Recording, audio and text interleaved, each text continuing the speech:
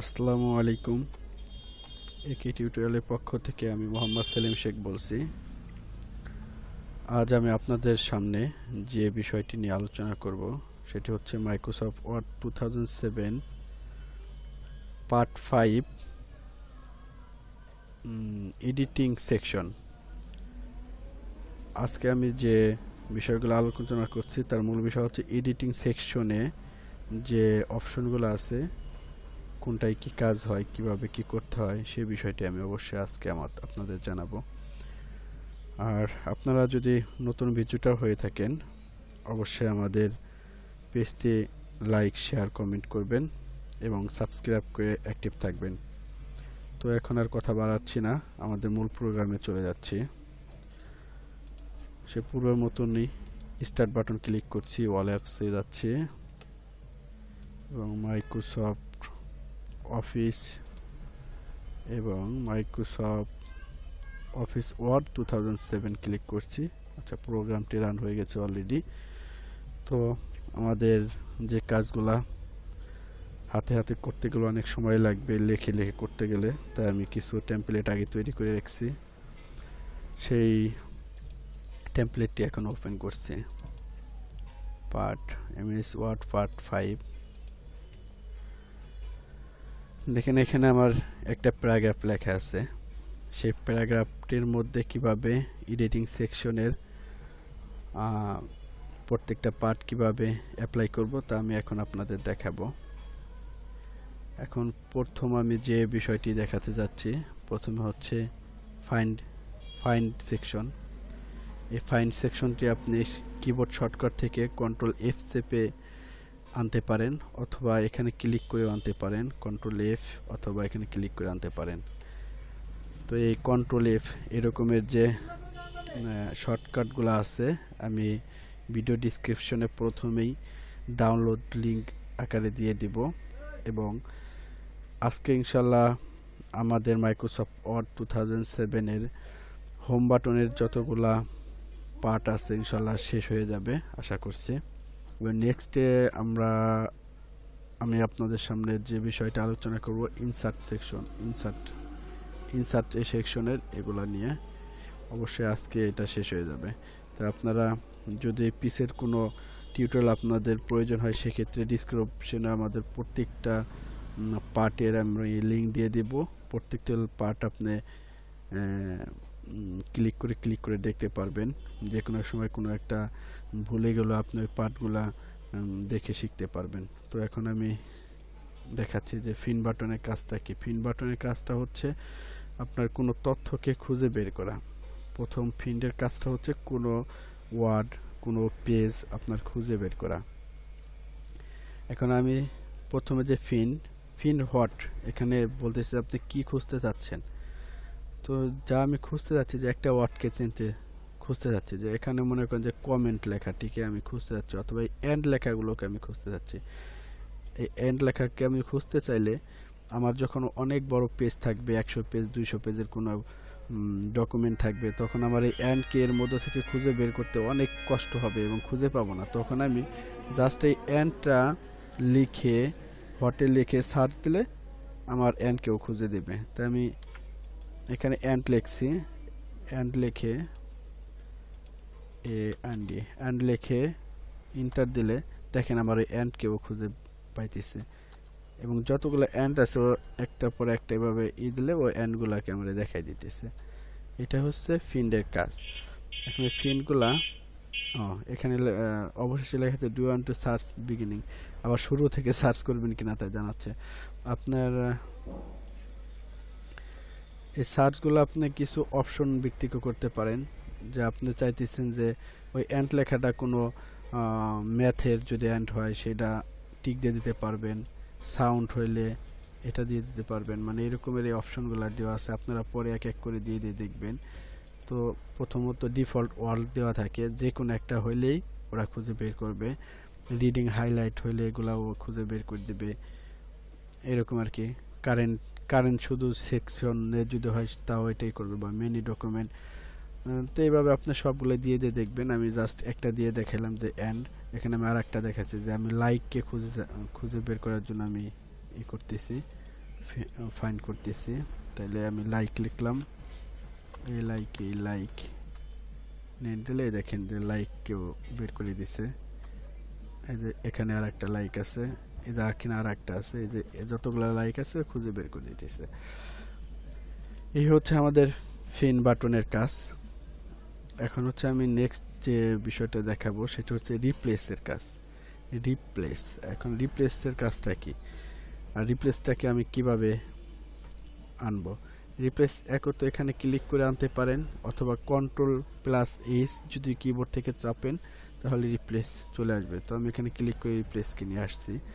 মূলত একটাই বক্সের কাজ, একটা ফিন রিপ্লেস এখান থেকে আনতে পারতাম। এখন রিপ্লেসটা হচ্ছে আপনি একটা তথ্য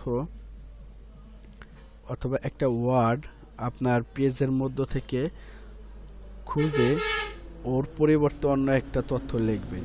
সেক্ষেত্রে আপনি মনে করেন যে এক ক্লিকেই সবগুলো করতে পারেন। তাই এখন আমি একটা করে দেখাচ্ছি যে রিপ্লেস। মনে করেন যে আমি এখানে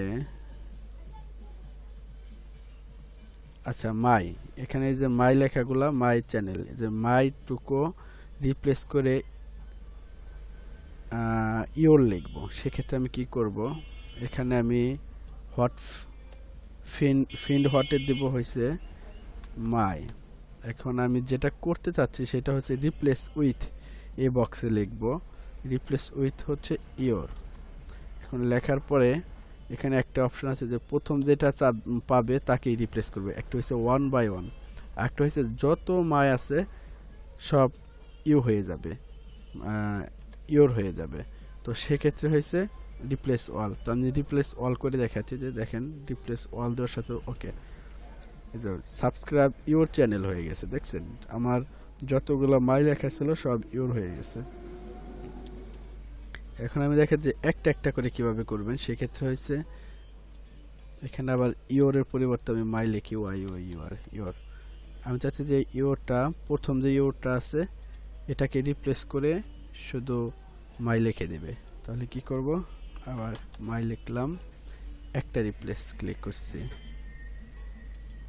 রিপ্লেস। এই দেখেন একটা মাই হয়েছে, আরগুলা কিন্তু ইওরই রয়ে গেছে। দেখেন আরেকটা করছে, দেখেন আরেকটা মাই হয়েছে, আরগুলা ইওর রয়ে গেছে। তো যদি একসাথে অনেকগুলা করতে চাই, যতগুলা আছে সবগুলা, তাহলে রিপ্লেস অল। আর একটা করে করতে চাইলে শুধু রিপ্লেস একটা। ঠিক আছে, এ হচ্ছে রিপ্লেসের কাজ।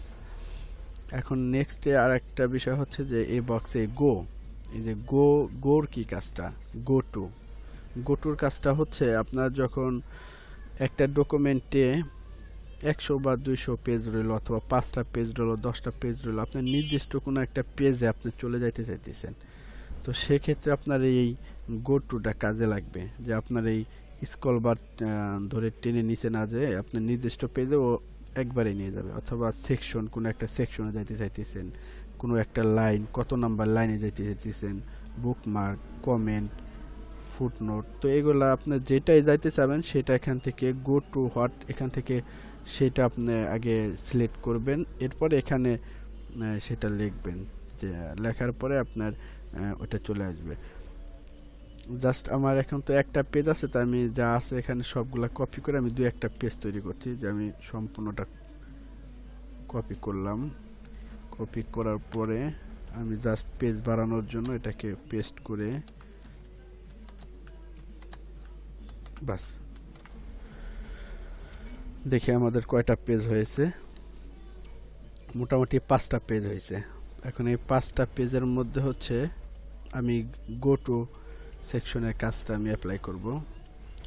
তাই ফিন্ডে চলে যাচ্ছে, এখান থেকে গো টুতে যাচ্ছে। আচ্ছা, পেজ আমি চাচ্ছি হচ্ছে যে 4 নাম্বার পেজটা আমাকেও নিয়ে যাবে। সেক্ষেত্রে কি করব, এই পেজটাকে এখান থেকে সিলেক্ট করব এবং এখানে 4 দিয়ে এই গো টুতে চাপ দেব, গো টুতে ক্লিক করব।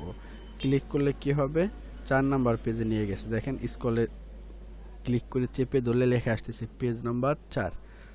ঠিক আছে, আমি যদি আবার 2 নাম্বার পেজে ফিরে যেতে চাই, তাহলে এই পেজ তো সিলেক্ট করাই আছে, শুধু ইন্টার পেজ নাম্বার 2 দিয়ে দেব। এই দেখেন 2 নাম্বার পেজও নিয়ে আসছে, পেজ নাম্বার 2, এই যেখানে লেখা ওঠে, এই দেখেন পেজ নাম্বার 2। আচ্ছা, এখন আমি চাচ্ছি যে লাইন, কোনো একটা নির্দিষ্ট লাইনে, যে সরাসরি আমি 5 নাম্বার লাইনে চলে যাব বা 2 নাম্বার লাইনে চলে যাব। সেক্ষেত্রে কি করব, লাইনের এখান থেকে লাইনকে সিলেক্ট করব। সিলেক্ট করার পরে 5 লিখে গো টু দিব। দেখেন আমার 5 নাম্বার লাইনেও নিয়ে আসছে। এই দেখেন 5 নাম্বার লাইন এই পেজের মধ্যে আছে।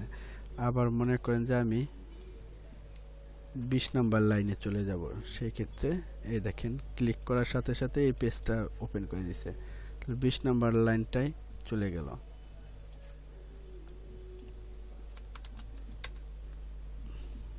তিরিশ নাম্বার লাইনে যাই দেখাচ্ছি যে 30 নাম্বার লাইন, পেজ নাম্বার 2 এ 30 নাম্বার লাইনটা আছে। ঠিক আছে, এরকম এগুলা দিয়ে দিয়ে আপনারা নিজেরা চেষ্টা করবেন যে কীভাবে গোটু কাজ করে। ঠিক আছে, আর এখানে আর একটা বিষয় আছে, হচ্ছে সিলেক্টের কাজ।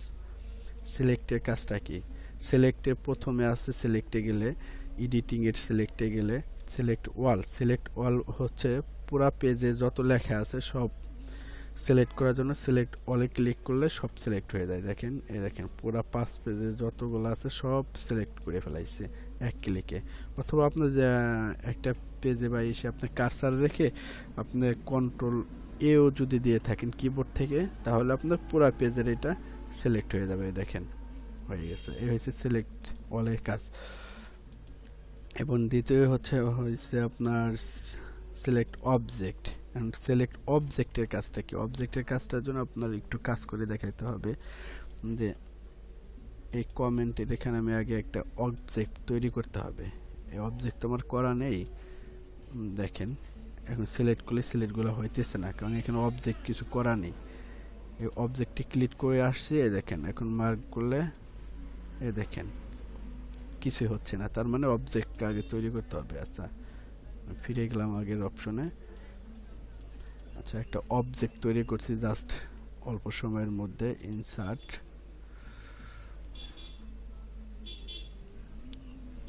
Shape,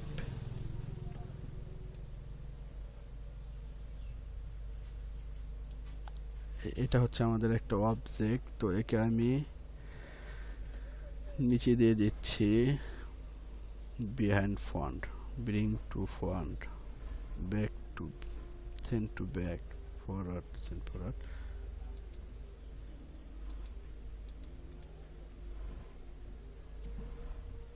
send to back.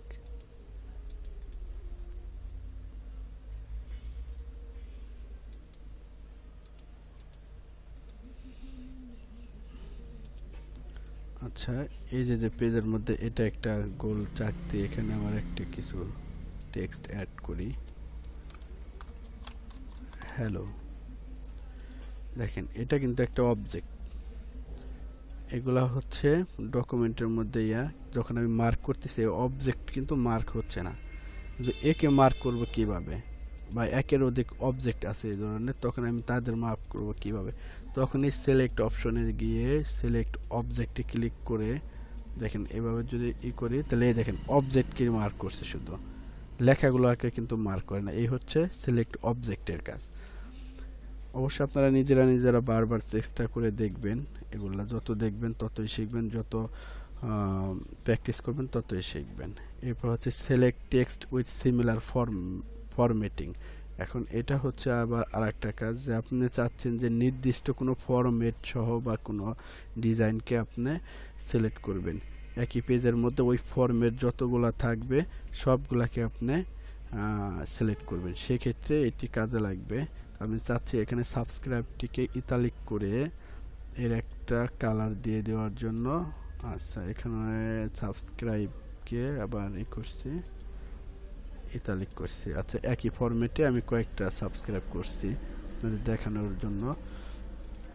আচ্ছা এখন আমি চাচ্ছি যে ইতালিক লেখার যে লাল কালারের যে ফরম্যাটগুলা সাবস্ক্রাইব আছে এগুলাকেও সিলেক্ট করব।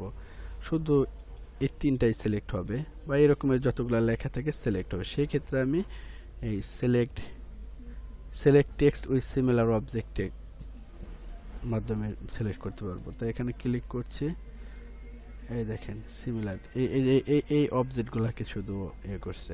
মানে আমি চাচ্ছি কি শুধু সাবস্ক্রাইব এই লাল লেখাটুকু যে এটা আছে এটাকে এই ধরনের যতগুলো লেখা আছে সিলেক্ট করে দেবো। তাই ওখানে আমি কার্সারটা রাখছি। এখানে কার্সারটা রাখার পরে select text with similar formatting A click করলে দেখেন এই ধরনের যতগুলো ফরম্যাট আছে সবগুলোকে সিলেক্ট করছে এবং এগুলাকে আমি কপি করে অন্য কোথাও নিয়ে পেস্ট করতে পারি। তাই কন্ট্রোল সি দিয়ে কপি করছি এবং পেজের শেষে আমি একে নিয়ে গেলাম। দেখেন আমি 3টে সাবস্ক্রাইব কিন্তু ওখান থেকে কপি করে নিয়ে আসতে পারছি, কারণ ওই সিমিলার ওই ইসের মাধ্যমেই করে। হ্যাঁ, তো এখন হচ্ছে আমি চাচ্ছি যে যতগুলো এই চ্যানেল আছে এই চ্যানেলেই এগুলাকে ই করবো। সেক্ষেত্রে কী করবে, দেখেন চ্যানেলে আগে কার্সারটা রাখবেন, রাখার পরে সিলেক্টে যাবেন, select text with similar format, এখানে ক্লিক করলে দেখেন সবই এই হচ্ছে। মানে এটা ফরম্যাট ভিত্তিক তো সবই কিন্তু একই ফরম্যাটে,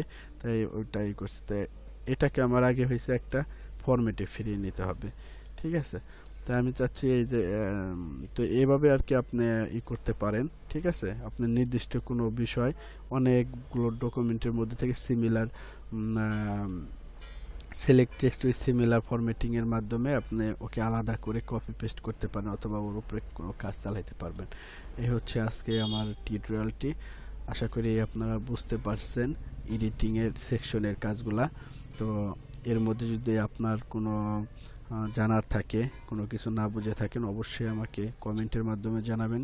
ইনশাল্লাহ আপনার কমেন্টের উত্তর দেব আমি ইনশাল্লাহ। আর আমার পেজটি যদি আপনার ভালো লেগে থাকে, আপনাদের জন্য যে পরিশ্রমগুলো করি যদি আপনার ভালো লেগে থাকে, অবশ্যই সাবস্ক্রাইব করবেন এবং লাইক শেয়ার কমেন্ট করবেন। আপনার বন্ধুরাদের মাঝে জানানোর জন্য আপনি শেয়ার করবেন এবং লাল যে সাবস্ক্রাইব বাটনটি আছে ক্লিক করে অবশ্যই আমাদের সঙ্গে থাকবেন। আশা করি আজকে এই পর্যন্তই, নেক্সটে আবার দেখা হবে। আসসালামু আলাইকুম।